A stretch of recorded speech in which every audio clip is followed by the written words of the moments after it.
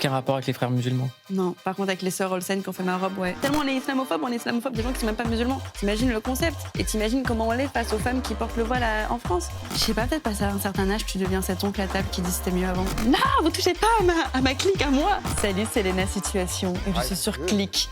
Les fauteuils ne sont pas très confortables, mais la conversation était extraordinaire, donc je vous invite à cliquer, à recliquer, à retweeter, à mettre sur MySpace, tout ça, y a pas de souci. Bienvenue dans Click et merci d'être de plus en plus nombreuses et nombreux à cliquer sur Click, sur l'App Canal, sur Canal+, sur Facebook, Instagram, YouTube, Snapchat, TikTok. Vous êtes de plus en plus nombreux à vous abonner, à nous suivre, à commenter et on vous lit. Et aujourd'hui, on va passer un long moment à parler avec une petite sœur qui est devenue une grande dame, Léna Situation. Bonjour. Je suis fier de toi déjà, je te le dis. C'est gentil. Je suis très très très fier. Merci. Tu viens depuis tes débuts ici Oui. et tu en as fait du chemin et c'est magnifique ce que tu es en train de faire et d'accomplir parce que contrairement à ce que je peux voir partout, c'est pas l'accomplissement. Ce n'est qu'une étape. Léna, elle a tout visualisé, elle a tout dans sa tête et vous allez voir, elle va gagner. 28 ans seulement, Ouais. Vidéaste, créatrice de contenu, autrice et maintenant éditrice. Éditrice à succès, tu as monté ta propre maison d'édition. Ouais. Tu as bouleversé le game de l'édition. Si tu Bon, c'est amusant en tout cas. as fracassé le jeu. On peut déjà annoncer combien ? Je viens de la prendre en loge. On a dépassé les 75 000 ventes. 75 000 ventes, c'est ce Ouais. que des maisons d'édition classiques ne font pas sur des gros auteurs. Bah, c'est chouette. On s'est beaucoup amusé, surtout cet été avec les précommandes, parce que les gens pouvaient choisir leur couverture. Et au final, c'est la Vert qui a gagné. Mais c'était quand même assez chouette aussi de montrer que cette génération elle continue d'aller en librairie. Et je vous invite tous à aller dans votre librairie de quartier, d'aller les soutenir, parce qu'ils ont besoin qu'on ait poussé la porte et qu'on aille voir des petits jeunes en librairie. Et puis il y a une leçon d'indépendance aussi. Une grande envie d'indépendance. Et c'est même d'ailleurs tout ce dont je parle le plus possible dans le livre. C'est tout ce que j'ai essayé d'accomplir ces 5 dernières années depuis qu'on s'est vu. C'est cette envie d'être indépendante. Et c'est pas être indépendante pour dire je sais mieux que vous, je vais mieux faire. C'est plus être indépendante pour garder la liberté. Être au contrôle pour pouvoir ensuite contrôler sa liberté. Et dans cette liberté, il y a aussi le rapport à l'objet, le livre. Tu sais, c'est un objet qui est sacralisé. Sacralisé, bien sûr. On a grandi en nous disant mais le livre, c'est pas pour vous. Ça se passe à Saint-Germain-des-Prés. Vous faites pas partie de ce milieu-là. Mais c'est ça que j'arrive pas trop à comprendre, parce que le livre, en France, on a quand même la chance, dès notre plus jeune âge, à apprendre à lire et à écrire. Donc c'est ouvert à tout le monde qui passe par le processus scolaire plutôt basique. Quand on est petit, on lit une histoire avant d'aller dormir. Et donc il y a quand même ce truc où ça nous appartient depuis toujours dans notre vie. Et pourtant, à partir d'un certain âge, on dit ah non, ça n'appartient plus à vous. C'est en effet de l'autre côté de la rive. Et puis il y a, je trouve, une idée reçue sur la jeunesse que j'arrive pas à comprendre. On dit les jeunes ne lisent plus. En fait, c'est faux. Ils sont tout le temps confrontés à du texte, tout le temps confrontés à des écrits, à des infos. Ils en voient même Absolument. beaucoup plus qu'avant. Oui, je pense aussi qu'il y a un peu cette envie de diminuer les capacités intellectuelles d'une génération. Alors, c'est vrai qu'on se divertit d'une façon différente et c'est vrai qu'on a des nouveaux outils, mais au fin fond, quand on cherche, c'est exactement les mêmes façons de se divertir. C'est juste que les choses ont un petit peu changé, elles ont évolué, c'est sûr, mais notre génération n'est pas aussi débile que ce qu'on veut nous faire croire. Pourquoi est-ce qu'on veut faire croire ça sur la nouvelle génération ? Je sais pas, peut-être passer à un certain âge, tu deviens cet oncle à table qui dit c'était mieux avant. Et je trouve que c'est pas forcément vrai. On est au contraire, grâce aux réseaux sociaux, une génération qui a pu vraiment ouvrir la conversation à des personnes qui d'habitude avaient la porte plutôt fermée, parce que c'était justement réservé à une certaine élite, il fallait passer par certaines écoles. Et évidemment, j'arrive pas du tout avec l'envie de dire que je suis la meilleure écrivaine et que je viens remplacer ces gens-là. Pas du tout. Je pense qu'il y a de la place sur une table de chevet pour mon bouquin, pour aussi lire Madame Bovary et le dernier David Fuenkinos, tu vois. Je pense que tu peux un petit peu tout lire. Et je trouve que tu soulèves un malentendu. C'est la façon dont les gens analysent ton succès. Je trouve qu'on a souvent... J'ai tout lu, j'ai tout regardé avant de te recevoir. Et en fait, je me suis dit, mais ils ont fait de toi un objet mercantile. C'est-à-dire qu'on parle de toi avec tes vues, tes abonnés, tes chiffres, tes rapports aux marques, l'argent que tu gagnes. Et en fait, il y a quelque chose qu'on ne voit pas dans ton travail, dans tout ce que tu publies, c'est la diversité parfaite de tes vidéos. C'est-à-dire que je pense que la recette de ton succès, c'est que quand on regarde une vidéo, même qu'on peut prendre tous tes vlogs ou même tes réseaux, mais il y a toute la France qui est représentée, il y a toute la diversité. Je suis contente que tu dises ça, parce que c'est clair que c'est pas forcément... S'il y a des moments où c'est un peu plus compliqué parce qu'à force qu'on te dise quelque chose, tu commences à y croire. Et c'est vrai qu'en réalité, quand je regarde sur les 10 dernières années, je suis arrivée, j'étais quand même... j'ai pas fait exprès d'être là. J'ai encore du mal, des fois, à l'expliquer, mais j'ai pas envie non plus de rentrer dans ce truc où je me justifie toujours parce que j'ai 28 ans, j'en ai marre de devoir me justifier. Il y avait une opportunité. Je l'ai prise. J'ai dit, oh, il y a une petite place pour moi. Et à l'époque, les gens me disaient que le marché était saturé, que YouTube, c'était déjà fini et que la carrière sur Internet, ça allait durer que quelques années. Ça fait aujourd'hui 10 ans. Et c'est vrai que je suis quand même très contente, en ces 10 dernières années, d'avoir fait ma place. Mais je suis pas venue toute seule. Je vais pas vous faire de mauvais jeux de mots, mais je suis venue avec ma clique. Je suis venue avec les amis depuis toujours. Je suis venue avec ma meilleure amie qui vient de Strasbourg. Je suis venue avec mon ami Marcus qui, malgré lui, représente une partie de la France qui n'était pas forcément mise en avant sur Internet. Et je suis très contente d'avoir amené ma petite diversité et surtout que je sois venue avec toute cette team. C'est pas juste moi, c'est après même. Aujourd'hui, j'ai pris une certaine place et je comprends qu'on doit mettre des chiffres pour comprendre pourquoi elle est là, pourquoi est-ce qu'elle invitait dans cette émission, pourquoi elle invitait à ce défilé. Il faut mettre des chiffres à côté. Mais je me dis, si je prends, j'ai un peu les épaules pour... Mais au moins, après, il y a toutes les petites meufs qui rêvaient de faire comme moi, qui vont pouvoir venir. Et puis, il n'y a que ces chiffres, ils viennent pas de nulle part. C'est que tu les représentes. En fait, les gens que tu mets en avant, c'est des gens qu'on voit pas ailleurs aussi. C'est clair que Marcus, t'en croises pas de... Je sais pas, franchement, Mouloud, tu sais, il y a ce truc où j'ai un peu aussi arrêté de trop suranalyser parce que pendant longtemps, j'ai essayé de trouver d'où venait cette façon de nous décrire et cette façon aussi de nous juger. Et des fois, je me dis que c'est pas forcément hyper rationnel. Donc j'ai essayé d'arrêter de vouloir rationaliser quelque chose qui est dans les airs. Et c'est vrai que même l'influence en tant que telle, c'est pas rationnel, c'est des chiffres. Voilà, je vois parfois... Léna, elle est venue au défilé... on a le droit de citer des marques. Tu peux, vas-y. Elle est venue au défilé Dior, ça a ramené un tel impact média, le MIV, Media Impact Value, de, je sais pas, dizaines de millions de dollars. Moi aussi, je sais pas ce que ça signifie, mais pourtant, c'est quelque chose qui est tangible d'un point de vue marketing, d'un point de vue business, mais ce que ça veut dire dans l'influence, je pense pas que si je porte un sac Dior, il y a une nana qui va aller courir en magasin pour acheter le même sac Dior. Je pense que c'est plus ouvrir des portes, et moi ce que je me dis, c'est que quand je vais à un défilé, alors j'ai l'opportunité, moi, physiquement d'y être, mais j'ouvre la porte à les 5 millions de personnes qui vont me suivre sur Instagram et qui vont aussi regarder ce défilé. Si eux aussi, leur passion, c'est la mode, et de vouloir comprendre cette industrie qui, d'habitude, ferme les portes aux gens qui viennent pas de cette industrie de base. Tu les as ouvertes, ces portes. J'essaye. Je les ai ouvertes parce qu'il y a aussi d'autres nanas avant qui ont... Ça fait 10 ans qu'il y a des meufs aussi sur Internet qui triment. Tu vois, je pense à Enjoy Phoenix, qui n'a pas forcément eu le même traitement que moi quand je suis arrivée, où en fait, tu vois les premières émissions de télé, quand tu vois Natou, Squeezie, Enjoy Phoenix, comment ils se faisaient traiter sur un plateau. J'en ai eu quelques-unes au début, des petites casseroles, et au final... Maintenant, on arrive quand même à pouvoir avoir une conversation sans que ce soit un duel.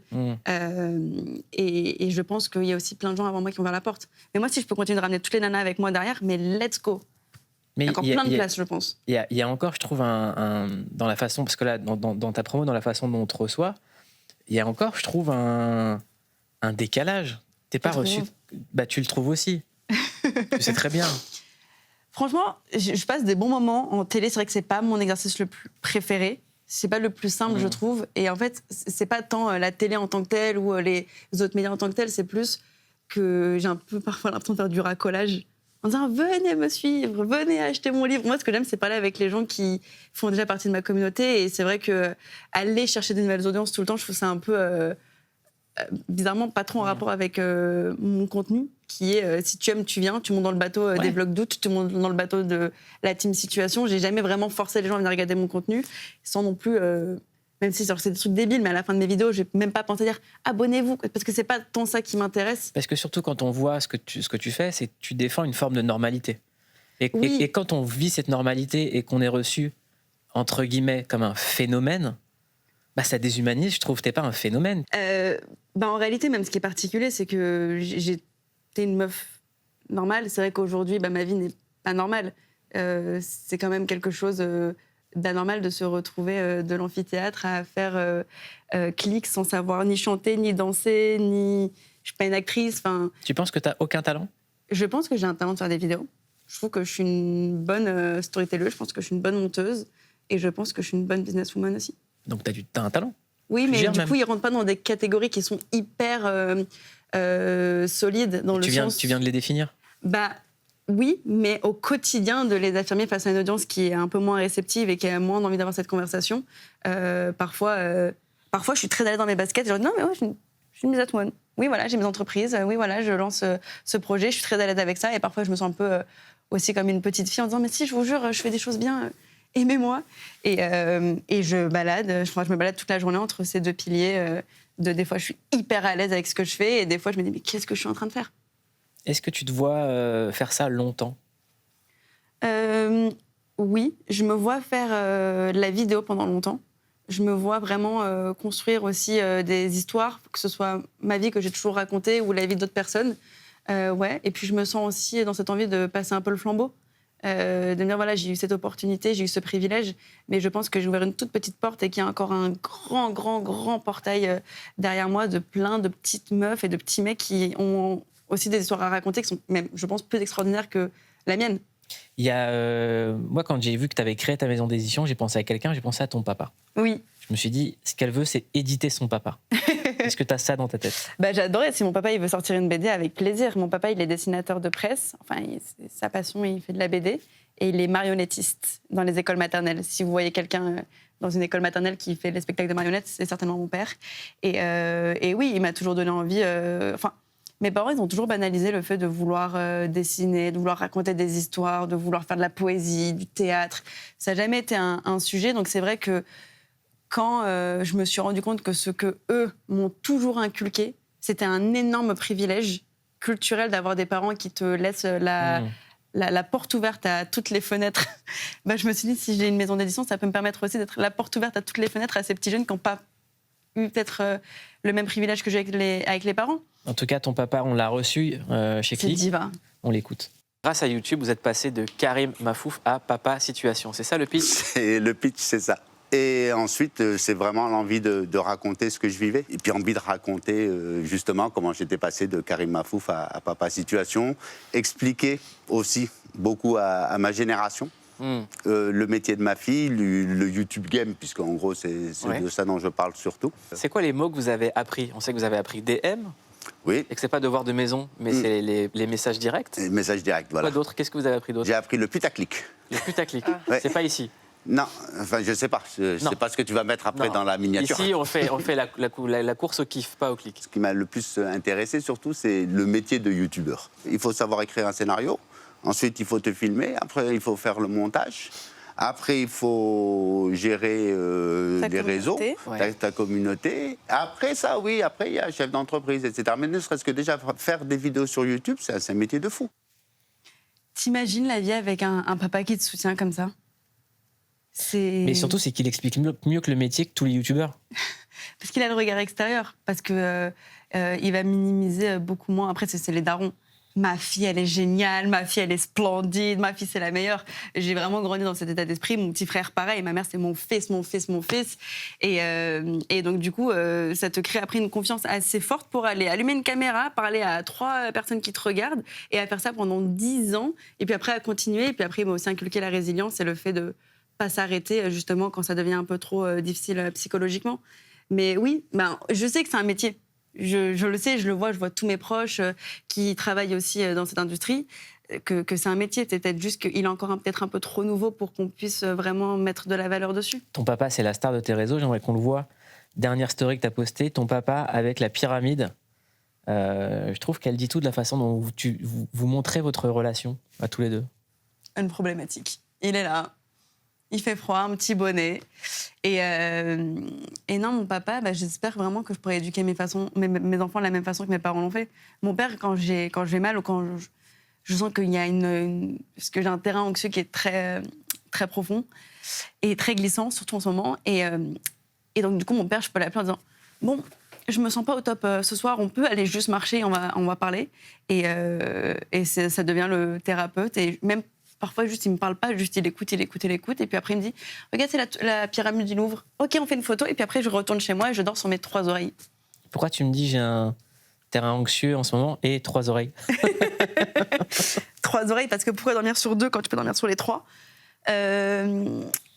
terrain anxieux, je pense que toutes les personnes qui ont de l'anxiété le savent, tu tu le contrôles pas. C'est parfois tout va bien. Moi, ça fait 1 an où je me suis dit, mon anxiété, ça y est, j'ai réussi à gérer ça. Je pensais que j'étais guérie, tu sais. Et au final, c'est dans ta tête. Il y a pas mal de choses qui s'inventent. Et en fait, l'anxiété, c'est il y a pas de trou, mais t'as l'impression que tu vas tomber. Et tellement tu as imaginé ce trou, tellement tu dis mais comment je vais le contourner, mais comment je vais faire, je vais devoir créer un pont pour ce trou. Ce trou n'existe pas. C'est la métaphore que je peux utiliser pour les personnes qui ne font pas d'anxiété. Mais ça va, ça vient, il y a des périodes et il y a des fois où j'arrive pas trop à faire semblant, il y a des fois où j'arrive à mettre un grand sourire et des extensions et ça passe mieux. Et là, ça va. Là, ça va. On a parlé aussi du rapport que cette anxiété, notamment due à ce que tu te prends comme sauce, comme polémique, peut avoir sur tes proches. On en a parlé avec Seb, qui était venu ici avec Sofiane. Quand on voit Léna, toutes les polémiques qu'elle a pu déclencher, les attaques racistes qu'elle a eues, la violence misogyne, de tout ce qu'elle a pris de manière extrêmement gratuite, sordide, et je le dis condamnable, à fond. Quand on est son compagnon, qu'on est exposé, comment est-ce qu'on la soutient et comment est-ce qu'on vit ça ? En fait, on est aux aguets sur tout, on relativise. En fait, on la soutient surtout émotionnellement, quoi. Dès que je partage ma vie avec elle, donc le moindre fait et geste, on se serre les coudes là-dessus et on essaie de prendre les bonnes décisions, tout en gardant chacun ses valeurs. Léna, c'est quelqu'un qui aime bien, elle, aller les défendre. Et quand elle en a envie, je la soutiens dans ça. Quand elle veut se taire, je la soutiens aussi dans ça. Le tout, c'est d'accepter aussi par quels moyens aussi tu veux communiquer, combattre, et de choisir les bons temps pour le faire. C'est pas toujours simple. Il y a des trucs qui sont très très énervants. Tu te doutes bien que c'est pas toujours facile, mais elle a des épaules énormes, Léna. Est-ce que tu peux faire prendre conscience aux gens qui s'amusent à dire ces choses violentes qu'en fait ils attaquent un être humain quand ils attaquent Léna ? Ils s'en rendent pas compte. Comment est-ce qu'elle le vit ? Est-ce que toi tu la vois flancher ? De moins en moins. Elle s'est créée une carapace aussi là-dessus. Et elle est devenue. Ça l'a juste rendue plus forte en fait. Et elle s'en est détachée. Je pense qu'elle en a beaucoup plus souffert au début. Et aujourd'hui, beaucoup moins. Ça l'atteint beaucoup moins. Elle le voit de loin et en fait, elle a l'impression de revivre. Et à partir du moment, alors c'est triste, où tu as vécu les premiers traumas de ce que peut être l'humain dans le pire, quoi. Après, tu as juste l'impression qu'il y a un pattern qui se répète, mais tu as déjà créé une carapace parce que tu l'as anticipé, quoi. Et en plus, Léna, elle les a tout tues, quoi. En tout cas, je le redis, c'est important de le dire, parce qu'ils ne sont pas beaucoup dans l'espace médiatique à le dire. Léna, tu as tout notre soutien depuis le début, et on est très, très, très, très, très, très fiers de toi et de tout ce que tu représentes. C'est très sympa. C'est très, très sympa. Mais c'est vrai que Seb, il le voit beaucoup en interne. Et je sais qu'il n'aime pas trop ces questions-là parce qu'il a pas envie de passer pour le sauveur et que je suis cette fille fragile qui a besoin d'être sauvée. Mais c'est vrai que la carapace devient de plus en plus profonde. C'est vrai que il y a ce sujet que comme je raconte beaucoup de ma vie personnelle, on va me faire des attaques sur ma vie personnelle. Et c'est là où c'est plus compliqué dès qu'on va s'attaquer à mon couple, à mes parents, à mes proches, à mon petit frère ou quoi que ce soit. C'est là où vraiment j'arrive plus à avoir aucune... je deviens folle. Non, vous touchez pas à ma clique, à moi. Mais par contre, d'un point de vue personnel, c'est vrai que les attaques sur le physique, je les ai eues. Origine, j'ai eu. Ce que je représente, j'ai eu. Mon travail, j'ai eu. Mes cheveux, j'ai eu. Mon corps, j'ai eu. Bon, ça y est, le bingo, il commence à être un peu coché. Et c'est vrai que, oui, maintenant, ça commence un petit peu à glisser. Il y a des moments où parfois, c'est un peu plus intense que d'autres. Mais... en fait, il y a toujours ce truc en tête qui me frustre un petit peu, c'est que j'aurais adoré me taire la toute première fois, parce que j'ai l'impression qu'on me définit que par la meuf qui se fait harceler, alors que je fais plein d'autres choses comme me faire harceler. Je monte des business, je fais des pop-up, je lance des marques, je lance un livre. Mais au final, ça va toujours être cette fille qui est harcelée. C'est la raison aussi pour laquelle je pense qu'il y a aussi pas mal de personnes qui ont du mal à libérer la parole sur ça. C'est qu'après, on va un petit peu te labelliser sur ça et ça te rend un peu plus fragile. Mais en même temps, j'aime le fait d'être assez à l'aise avec ça pour pouvoir en parler publiquement et pour pouvoir aussi montrer à toutes les personnes qui me suivent, qui ont peut-être moins la carapace que je me suis construite aujourd'hui, de dire que... ce qu'ils vivent, c'est absolument pas du tout normal, mais qu'on peut continuer de vivre avec et réussir à faire le deuil de la perfection et à se détacher du regard des autres et aussi à comprendre que parfois, juste par ton existence, tu peux déranger. T'as dit on m'a accusé de collaborer avec les frères musulmans alors que je suis même pas musulmane. Ouais. T'as aucun rapport avec les frères musulmans? Non. Par contre, avec les sœurs Olsen qui ont fait ma robe, ouais. Mais enfin, c'est fou. Non, mais en fait, ce qui me met parfois mal à l'aise, c'est d'être représentante de ça, alors que je suis dans une situation qui est quand même extrêmement privilégiée, dans le sens où aujourd'hui, j'ai la plateforme pour en parler publiquement. Il y a des gens qui m'envoient de l'amour. Il y a Mouloud Achour qui m'envoie des messages de love après avoir vécu ce type de commentaires. Imagine toutes les meufs qui n'ont pas ça. Et c'est là où ça me révolte. C'est ça la question que j'allais te poser, c'est qu'en fait, je pense que c'est même pas toi qui étais visée. C'était Non. les filles. C'est jamais réellement moi qui suis visée. En réalité, c'est pas genre Leïla Mahfouz qui est visée. J'allais dire, c'est les musulmanes du quotidien qui sont visées. Et c'est ça, et c'est la raison pour laquelle d'habitude je me tais. Enfin maintenant je me tais beaucoup plus et j'essaye de laisser passer parce que j'ai bien compris une chose, c'est que la recherche du top tweet n'existe plus en fait. C'est-à-dire que c'est toi qui vas nourrir ça. Et quand je me mets en retrait, que j'ai décidé, en fait, j'ai juste décidé de ne plus trop participer à toutes ces conversations. J'ai envie de vivre ma vie de mon côté, j'ai envie d'avoir 28 ans, ça fait 10 ans que je vis ma vie sur Internet. J'ai envie d'avoir le droit aussi de temps en temps à faire des erreurs, à essayer des choses, à rater, à flop, à faire un super concept d'un côté et que l'autre ne plaise pas. Mais du coup, j'ai besoin de participer aux conversations quand ça plaît pas. Est-ce que tu t'es armé intellectuellement, politiquement pour répondre à ça? Ouais. Mais en fait, qu'est-ce que tu as écouté? Qu'est-ce que tu as lu? J'ai écouté mes proches, j'ai écouté mes parents, j'ai écouté la vie en fait. Et la raison là, pour laquelle je voulais prendre la parole sur la robe ambre que je portais, d'habitude j'aurais même pas répondu à ça, mais là c'était plus, je devenais folle, je me dis mais t'imagines la vie des musulmanes qui vivent ça à longueur de journée et qui ne sont pas dans une situation qui ont ensuite des dizaines de milliers de commentaires d'amour, d'avoir une plateforme. Enfin, t'imagines, je pense qu'il y a plein de femmes qui pourraient te raconter littéralement ce qu'elles sont en train de vivre sur ce fauteuil, à ma place. Et elles qui le vivent sans que ce soit une robe Zoro et 10 000 tweets de love. Pas du tout. Et c'est là où je trouve que c'est extrêmement frustrant et c'est là où vraiment j'étais avec ma team, on était au Festival de Cannes, on me dit non, réponds pas. Et à un moment, on s'est dit, les filles, on peut pas ne pas répondre. Enfin, c'est pas possible de se taire sur des choses qui sont aussi graves et aussi islamophobes. C'est ce que je dis. Tellement on est islamophobe des gens qui sont même pas musulmans. T'imagines le concept? Et t'imagines comment on l'est face aux femmes qui portent le voile en France? Bah non. Donc du coup, je voulais pas me taire et j'envoie tout mon love et vraiment tout mon soutien. Je tourne la lumière parce que moi, j'en ai pas besoin. Il y a des gens à qui t'as fait du bien. J'aimerais qu'on écoute quelqu'un qui a fait une super interview de toi. Je tiens à lui rendre hommage parce que, pour l'instant, de ce que j'ai vu, c'est la meilleure. Voilà, on l'écoute. En 2020, elle publie un livre que j'achète dès sa sortie. Ce livre deviendra un best-seller quelques semaines après sa sortie, salué par beaucoup, critiqué par certains, mais surtout lu, compris et ressenti par toute une génération. Et puis arrive 2021. Cette année-là, j'ai enfin eu le courage, grâce à cette personne, ses amis, son entourage, ses vidéos, d'assumer la personne que j'étais réellement. Et quelques mois après, je subis une agression homophobe qui a été très médiatisée. Et dans tout ce chaos, cette personne m'a envoyé un message. 3 phrases d'une personne que je ne connais pas, 3 phrases qui m'ont bouleversé, qui ont changé ma vie. Quelques mois plus tard, je décide, pour la remercier, en lui rendant hommage, de me tatouer son pseudo sur ma peau.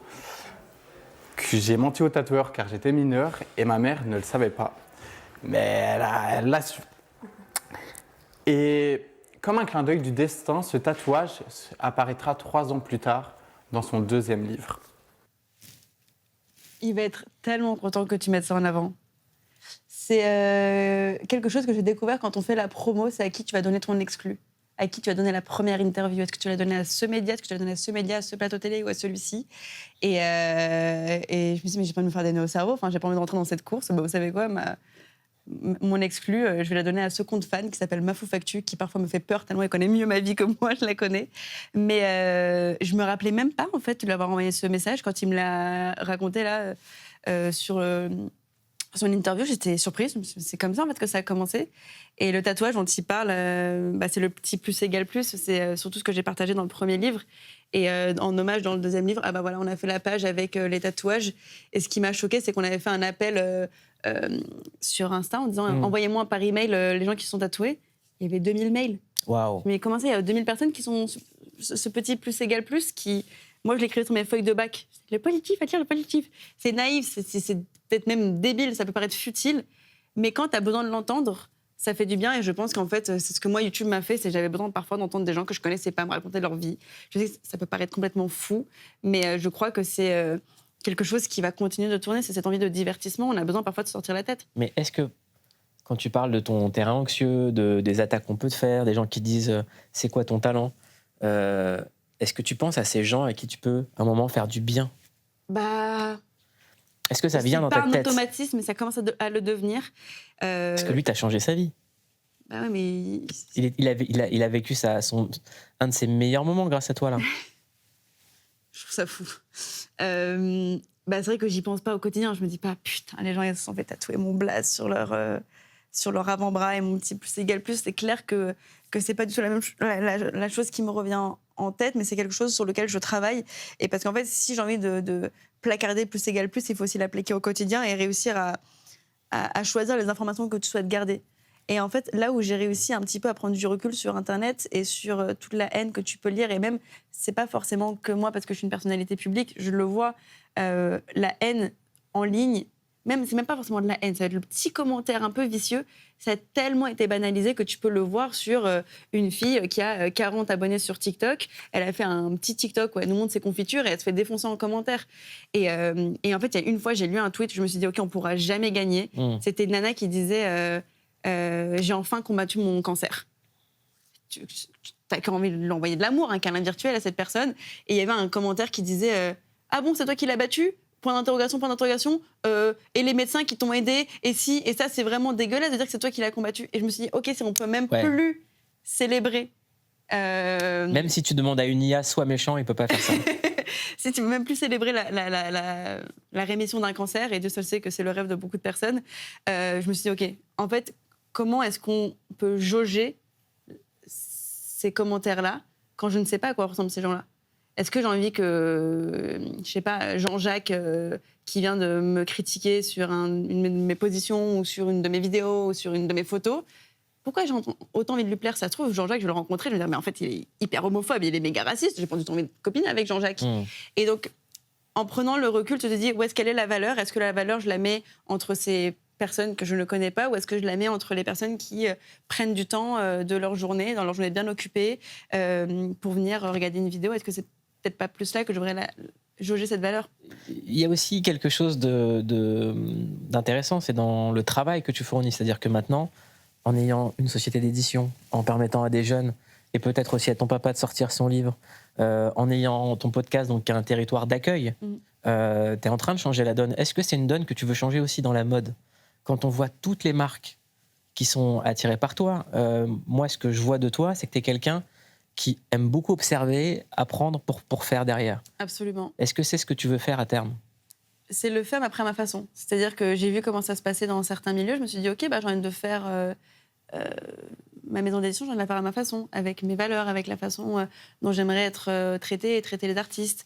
Pareil dans la mode. La mode, j'ai quand même eu du jour au lendemain cette opportunité d'assister à un défilé, puis 2, puis 3, puis 10.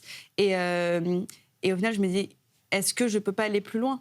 Est-ce que je peux commencer à inviter des abonnés? On a fait venir des abonnés à des défilés. On a fait des watch parties pour regarder des défilés. On avait une maison de couture qui fait d'habitude jamais ça. On avait loué tout un toit pour que les gens puissent vraiment avoir l'expérience Fashion Week. Donc, c'est là où moi, je trouve que ma présence peut être pertinente, et c'est là où j'arrive à mettre plus de valeur sur ma présence quand je peux la partager plutôt que quand je le vis toute seule. Généralement, quand je vis les choses seule, et c'est la raison pour laquelle je demande toujours si je peux avoir un pote, mon père qui peut m'accompagner, parce que sinon, je me fais un peu chier. Surtout, j'ai l'impression que c'est pas tant là ma place. C'est vraiment, je crois que c'est dans le partage le plus possible. Parce que de l'extérieur, la mode, on pourrait croire que c'est un grand cirque. Ouais. Sauf que c'est un jeu d'influence et de pouvoir permanent, la mode, et de business. La Fashion Week, je trouve que c'est une bonne métaphore. Le cirque, c'est un des derniers cirques ambulants. C'est-à-dire que ça réunit tellement d'artisans. Il y a tout le côté très négatif. Et t'as pris des cours de cirque, petite, toi? Ouais. Pendant longtemps, j'ai cru que j'allais être trapéziste. Mon rêve, c'est d'être trapéziste. Il est pas trop tard. Il n'est pas trop tard. Je pense qu'il est un peu trop tard. À un moment, tu perds un peu tous tes grands écarts. J'ai plus rien là. Mais plus c'est plus égal. Plus. Voilà. Je sais pas, ça marche sur un trapèze. J'arrive même plus à porter mon poids et tout. T'imagines, le trapèze, il est comme ça et tout. C'est quoi le plus ouf que t'as rencontré? Ou des fois, tu te tapes des barres juste en repensant à cette personne, ou est-ce qu'on t'a dit? Tu sais que les maisons de couture, elles ont des chamans. des chamans qui voyagent. Attends. On va y aller à fond là-dedans. Toutes les maisons de couture ont leur propre chaman. Ah ouais? Ouais, pour s'assurer qu'il fasse beau le jour du défilé. Mais non. Et franchement, ça marche de fou. Parce que la dernière fois, j'étais à un défilé au Mexique. Et il a plu. J'ai dit, bah les gars, le chaman. Ils ont dit, oui, mais le chaman, ses pouvoirs, ils fonctionnent pas au Mexique parce que la terre, elle est trop sacrée. J'ai dit, bah oui, bah ça fait sens. Et il a plu. Mais... Et il a plu, tu sais quoi? Que pendant les 15 minutes du défilé. Ça veut dire qu'il y a des marques qui appartiennent à des grands groupes. Ouais. Où il y a des milliards en jeu. Ouais. Tout repose sur le chaman. Tout repose sur un chaman. Ouais. Et c'est des chamans, chaque maison a son chaman. On se partage pas les chamans. C'est comme les perruques, ça se prête pas. Et t'as discuté avec des chamans, toi? Non, je les ai jamais rencontrés en vrai. Donc j'aime bien raconter cette histoire, même si elle est potentiellement hyper fausse. Mais j'aime l'histoire et les personnes qui me l'ont dit, c'est des sources sûres. Ils m'ont dit, bah, c'est Michel le chaman. Il s'appelle Michel? Très bon nom, le chaman, Michel. Michel le chaman. Mais par contre, il y a ce type de folie. En même temps, je trouve ça extraordinaire. Écoute, si le chaman y croit en ça, les gens y croient, bon. Et peut-être que ça fonctionne. On va cliquer sur une série de documentaires qui est sur Canal où il n'y a pas un chaman mais un voyant. Ça s'appelle Souvenir. Ouais. T'as décidé de cliquer dessus. Seb et Sofiane, on regarde. Twins on my side. Twins? Twins. Waouh, je vais avoir des jumeaux. Crazy. And about him? Bon, toi, c'est le zbeul. You're gonna have a dilemma. We're gonna have a dilemma between two women, actually. Faut que la merde, On ça. laisse au montage, ça? There's love here, but I see two different hearts. Who are you going to choose? But I have one girlfriend. Somebody's coming. Oh, il y a quelqu'un d'autre qui faut que la arrive. merde. Oh, je fous le zbeul. Are you happy? Yeah, thank you. C'est quoi cette histoire? Bah, je l'attends, cette femme qui est censée arriver prendre ma place. Je sais me battre et je vais garder ma place avec Seb. Et j'aime beaucoup cette série. J'aime beaucoup le duo Seb et Sofiane. Pour moi, c'est tic et tac. Je les trouve géniaux. Un peu... je sais pas si Astérix Obélix. Quoi. Ouais. Ouais, on dira pas qui est qui. On dirait pas qui est qui, mais il y a vraiment ce truc de ce que j'adore, même quand je les invite à la maison, c'est que je sais qu'ils viennent pas nous faire rire nous, ils essayent de se faire rire l'un l'autre.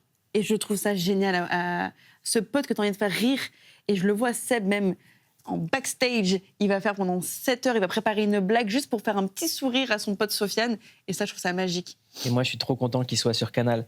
T'as participé avec nous dans une série de sketchs qu'on a produit. C'était une des premières fois où tu jouais la comédie. Oui, c'est vrai. Avec Roman Fraissinet. C'est vrai. On regarde.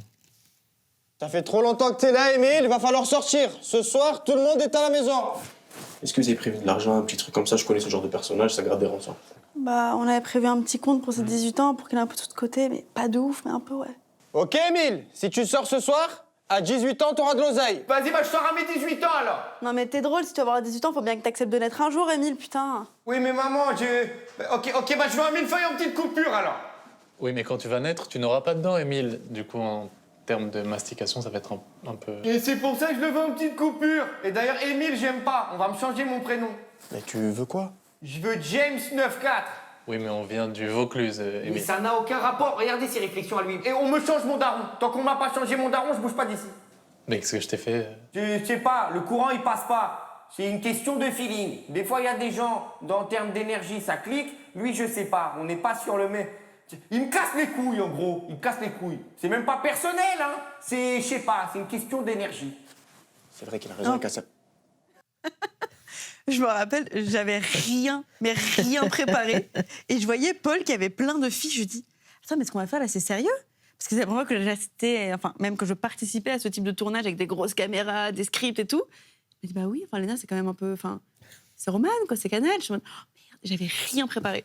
Et t'as été très très bonne. Pas beaucoup de je sais prises. Si, t'es très très bien. Comédienne. T'es lancée aussi. C'est pas lancé. C'est pas quelque chose que je recherche absolument.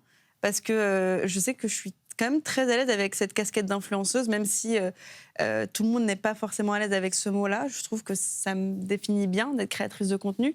J'ai pas envie d'être actrice juste pour avoir un truc un peu plus prestigieux, on va dire. J'ai envie de le faire si une bonne opportunité se fait.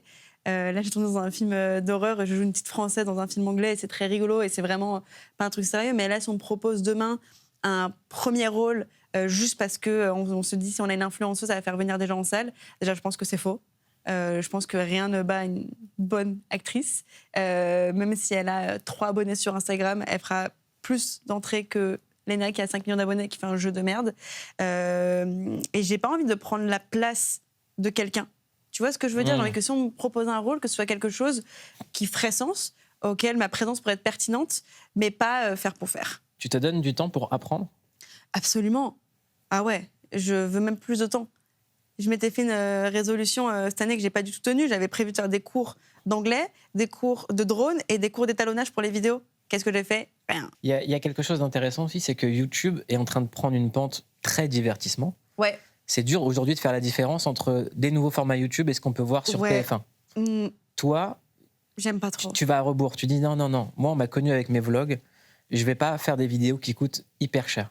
Bah, je pourrais mettre de l'argent. C'est pas parce que je suis une crevarde, hein, mais c'est plus parce que je mets pas beaucoup d'amour dans quelque chose qui est trop produit. Dans le sens où j'aime bien les regarder de temps en temps. C'est un divertissement qui me plaît. Tu vois, genre les imposteurs de Squeezie, les grosses vidéos. C'est vrai que genre MrBeast, je suis moins dans ce type de contenu-là. Mais à produire, pour moi, je trouve que ça fait pas sens. Parce que je m'y retrouve pas et j'ai l'impression de le faire que parce que ça fonctionne bien et que ça va être un peu plus poussé par l'algorithme. J'y trouve aucun plaisir et j'aime vraiment filmer. Et c'est peut-être hyper mégalo, mais j'aime filmer ma vie, j'aime filmer la vie de mes copains, j'aime filmer les moments de vie. Et aussi, c'est que Mouloud, j'ai une très, très, très mauvaise mémoire. Et plus je grandis, plus c'est un souci. C'est-à-dire? J'oublie vraiment beaucoup de choses. Mais genre, c'est un truc où même ça alarme mes potes en disant, Léna, c'est grave. Et genre, je fais des exercices je travaille sur ma mémoire, je fais des exercices de mémoire. C'est quoi un exercice de mémoire, par exemple? Le soir, il faut que je me rappelle de ce que j'ai fait la veille et qu'après, je me dise ce que j'ai fait il y a 2 jours et il y a 3 jours. Et je dois vraiment essayer de définir tout mon planning. Mon père, il s'inquiète pas, il dit que c'est parce que j'ai trop de choses dans la tête, mais je trouve que ça commence à devenir un peu alarmant. Et du coup, quand je regarde mes vlogs, je les regarde, mais comme si j'étais une abonnée. Je le découvre pour la première fois. Ah ouais, c'est vrai, on a fait ça. Alors que j'ai passé genre 8 heures à faire du montage dessus, que je connaissais la vidéo par cœur. Et après, je me dis, ah ouais, c'est vrai, on a fait ça. Ah mais oui, on était partis en vacances ensemble. Ah mais oui, c'est vrai qu'on avait fait la statue du musée Grévin, je l'avais partagée à tous mes potes.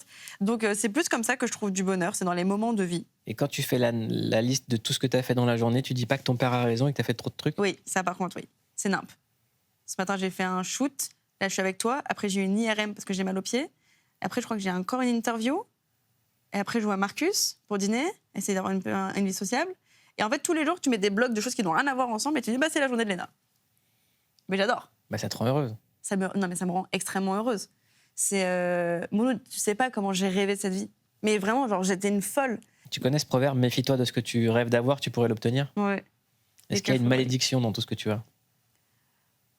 La malédiction, je pense que je suis ma plus grande pom-pom girl, mais je suis aussi ma plus grande hateuse. Et je pense que la malédiction, non. Parce que sinon, ça fait trop le pacte au diable. J'ai pas fait le pacte au diable. Les gens ils me demandent si je l'ai fait. Peut-être je l'ai fait, mais je savais pas. Il y a des gens qui te demandent ça? Mais grave. Bah oui, mais après, je pense pas. Peut-être que je l'ai fait sans le savoir. En mode, on en parlait avec Orelsan sur le podcast. Ça se trouve, je sais pas, quand on avait 8 ans, il y a un gars qui dit « Tu veux être connu plus tard ?» T'as dit « Ouais ». Et en fait, c'était le diable, mais je crois pas, non. Ouais. Quand tu fais la liste de tout ce que tu fais dans une journée, tu te dis pas qu'il est là ton pacte? Non. C'est vraiment... tu sais, des fois, je vis des journées, j'ai l'impression que je les ai déjà vécues tellement je les ai rêvées fort. Mais tu sais que le Met Gala, c'était ça. La première fois que j'étais au Met Gala, je suis arrivée j'ai fait le tapis rouge, j'ai monté les marches, et puis après, tu visites toute l'exposition. Et j'étais, mais inconsolable. J'étais en sanglots. C'est-à-dire que je pouvais même... Bah voilà. Tu vois, tout ce maquillage noir, là, c'était tout coulé. Et il y a les agents de la sécurité qui sont venus me voir en disant « Are you okay, mais ça va? Est-ce que vous voulez qu'on appelle genre la sécurité ?» Je dis « Non, mais I'm so happy to be here. C'est trop fou que je sois là. » J'avais l'impression que je l'avais déjà vécu. J'étais devenue hyper émotive. Donc non, je suis contente de ce que j'ai manifesté. Il y a un sujet aussi, moi, qui m'inquiète. J'en ai parlé avec Inox. C'est la malveillance que votre succès peut dégager. Inox, lui, il a été cambriolé. Ouais. Est-ce que toi, tu as peur des fois pour ta sécurité? Ah, mais au quotidien, oui, on fait très attention. Je fais attention pour ma sécurité, celle de mes proches surtout. On a eu des moments de flip, des moments où tu peux prendre la parole sur un sujet, tu peux parler de politique, tu peux parler de ce qui se passe dans l'actualité et puis recevoir le lendemain des menaces de mort dans ta boîte aux lettres, d'avoir le numéro de ta grand-mère au le numéro de téléphone de ta grand-mère qui habite en Algérie qui sonne. Enfin, ça peut être plein de choses. Donc évidemment que tu fais attention et que tu peux plus avoir la même spontanéité d'esprit quand t'as pas la sécurité qui va avec. Et c'est quelque chose qu'on en parle entre nous. Et tu sais, on se dit souvent, mais pourquoi les youtubeurs ils traînent entre eux et tout? C'est parce qu'il y a des tout petits moments de vie qui sont très très bizarres, que tu peux en parler qu'avec des personnes qui ont un peu vécu la même chose en disant, enfin voilà, moi j'ai eu des appels téléphoniques en disant on va tuer ta mère. Quoi? Je dis bah, j'appelle qui pour ça? Est-ce que j'appelle Squeezie? Est-ce que ça t'est déjà arrivé? Qu'est-ce qu'on fait dans ces cas-là? Ok, il faut faire ci, il faut faire ça. Et en fait, tu te rends compte qu'il y en a pas mal qui ont vécu ça. Et c'est la raison aussi pour laquelle on est un peu plus vigilant. Mais je sais que les meufs, on s'en prend plein la gueule aussi sur d'autres aspects. Ça peut être des trucs de sécurité sur tous les deepfakes où en fait on met ta tête. Un deepfake, c'est on met ta tête sur un corps d'une actrice porno, on te met dans des situations hyper pornographiques et après ils se partagent ça sur internet et tout. Donc il y a cette partie de sécurité là en ligne et puis après la sécurité aussi en physique. J'aimerais bien vivre très longtemps. Tu marches avec une sécu? Ça dépend où je vais. Mais au quotidien, ça va. En vrai, à Paris, je suis vraiment la mère de Paris. Genre, les gens, ils sont... Madame la maire, votez pour moi. Je suis en mode, oui, bien sûr. Non, à Paris, il n'y a pas de souci. Parce que moi, je te vois des fois passer en vélo, tranquille, quoi. Mais après, je pédale tellement vite que tu peux pas m'attraper et je marche très vite aussi. Je peux pas m'attraper. Je cours super vite. Sauf là, j'ai mal aux pieds en ce moment, donc me coursez pas. Mais après, on peut faire la course si vous voulez. Est-ce que la mairie de Paris, c'est un truc que tu vises à terme? Jamais de la vie. Jamais de la vie? Non. La politique, jamais? Non. Ouais. Non, je suis très bien sur Internet. Il y en a qui t'ont déjà appelé pour te solliciter, pour demander des services ou pour essayer de te faire venir chez eux? En politique? Ouais. Au début, ouais. Après, je pense qu'ils ont compris que ça servait pas à grand-chose parce que c'est pas quelque chose... Enfin, je sais pas, disons, qu'on fasse de la récupération politique sur moi. Non, il y a même eu des rumeurs comme quoi j'avais été payée par certains partis politiques pour en faire la pub. J'ai dit, non. Le président t'a jamais appelé? Non. Je suis pas le numéro d'Emmanuel Macron, t'imagines? Non, il m'a pas appelé. Là, tu vas te refaire une cure de silence ou pas après tout ça? Non, mais j'ai une bonne consommation d'Internet en ce moment. Je suis plus dans cet état d'esprit, vraiment, tu sais, même quand j'écrivais le mieux, je l'ai pris au sérieux. C'est-à-dire qu'il y a un moment où tu te rends compte que tu es en train de passer un nouveau chapitre de ta vie qui va avec l'âge, qui va aussi avec la lucidité et la maturité. Le mieux, il est précieux. Il faut en faire attention parce que c'est comme l'anxiété. Parfois, tu penses que c'est tout acquis et au final, bam, tout peut revenir comme tu te sentais 10 ans en arrière. Et donc, je fais attention à ça. Je prends soin de moi au quotidien sur des mini-kiffs pour éviter de devoir faire des digital detox genre trop drastiques pendant un mois. C'est pas ça non plus, tu vois. On t'a demandé sur quoi tu cliquais. Ouais. T'as choisi un documentaire. La sagesse de la pieuvre. Exactement. Extraordinaire. Est-ce que tu l'as vu? Bah oui, regarde. Elle était là. Comme avec un ami humain, on agite la main pour dire « Je suis très content de te voir ».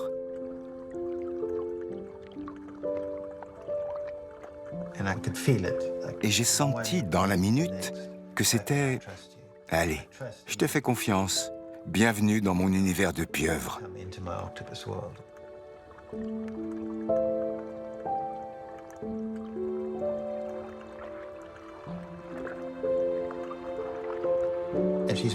Elle s'est avancée vers moi et instinctivement, j'ai reculé lentement.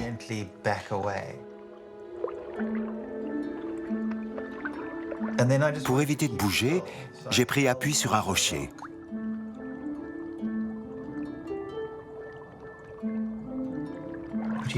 Elle s'est encore approchée et elle a recouvert toute ma main.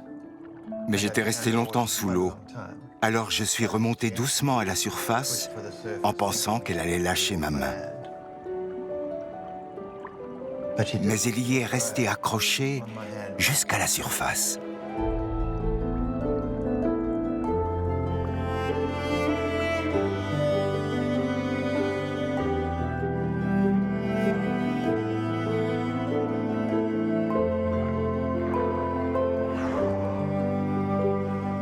Là, j'ai plongé mon regard dans celui de cet incroyable animal.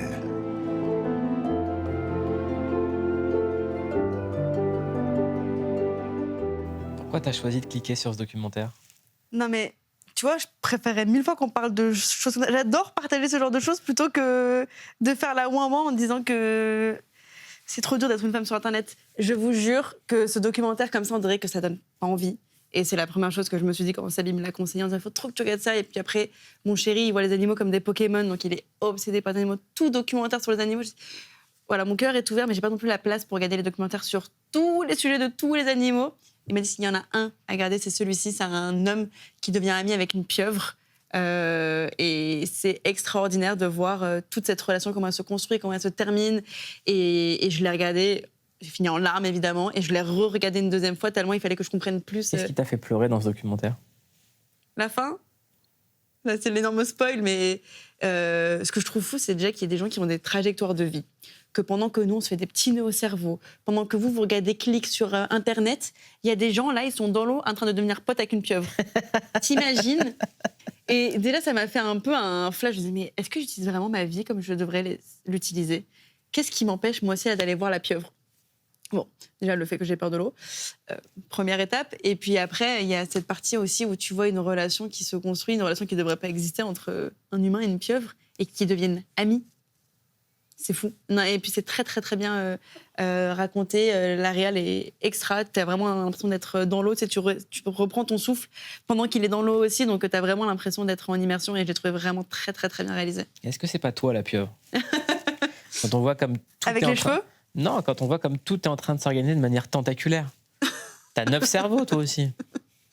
J'en ai un qui fait déjà trop de bruit. Donc si on rajoute 8 autres. J'aime cette métaphore. Je sais pas si je suis la pieuvre. J'essaye en tout cas d'avoir mes petits tentacules qui sont bien gérés, d'être à l'aise et de... J'aimerais bien pouvoir me camoufler comme elle le fait quand elle en a envie. T'es à la tête de combien de sociétés maintenant? 3. C'est pas mal. Et bientôt une 4e. Donc il y a une holding Mafouf. 4, pardon. Qu'est-ce qu'elles font ces 4 sociétés? La société Lena Situation, qui s'occupe de tout ce qui est parti en ligne. Donc, tout ce personnage Internet en ligne. Donc, c'est gérer les collaborations, faire en sorte de gérer la création de vidéos. On a aussi la partie de ma boîte de prod qui produit le podcast, Couch, puisqu'on est aussi en autoproduction maintenant. Et puis, j'ai pu récupérer l'IP de mon podcast. Donc, du coup, il y a cette partie de production. J'ai ma marque de vêtements Hôtel Mafouf. Et Lena Édition sur la partie d'édition. Et voilà. Et Lena Situation, il y a aussi du consulting. On fait pas mal de consulting pour les marques. C'est magnifique. Moi, elle les voit dans ma tête. Mais j'ai une team extra entourée. On est en petit groupe. Il y a des personnes qui m'entourent selon les projets. Et en fait, c'est ça qui est extraordinaire. C'est peut-être au-delà de la partie tentacule ou quoi que ce soit. C'est plus d'avoir la liberté de choisir avec qui j'ai envie de collaborer, avec qui j'ai envie de travailler, avec qui, quel artiste j'ai envie de donner ce projet, à qui j'ai envie de mettre, je sais pas, sur cette réalisation de podcast ou quoi que ce soit. Donc, c'est quand même assez extraordinaire d'être au contrôle de mes produits, quoi. Ton livre, il parle d'un sujet qui s'appelle la manifestation. Oui. Quand tu manifestes quelque chose, c'est-à-dire que tu organises tes rêves, tes objectifs, à force de les répéter, de les concrétiser, de les organiser, tu vas faire les marches pour ça. Ça, c'est l'étape 1 du développement personnel. Mais là où on vient avec le bouquin, c'est aussi un petit peu bousculer tout cet aspect du développement personnel où je trouve que trop souvent, on oublie le côté personnel. Je pense qu'il existe autant de méthodes qu'il existe de trajectoires de vie.